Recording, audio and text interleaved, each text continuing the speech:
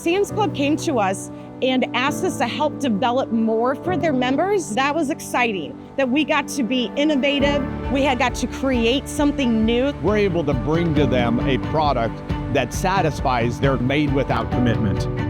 And I'm fortunate enough to be able to sell cookies, right?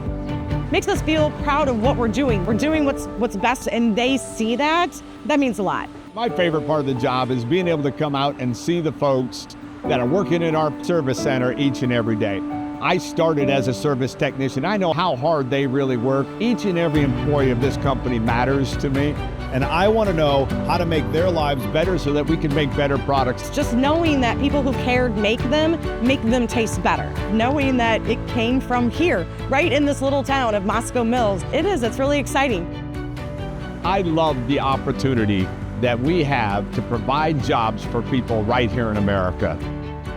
We are helping support our neighbors, not just by providing cookies, but providing jobs, providing support for them and their families. Our products are kind of in the fiber of what America is all about. And so when you think about going to a picnic, you think about taking a cookie like a strawberry shortcake. Those were made by people who care. And I'm so proud we get to be a part of those moments.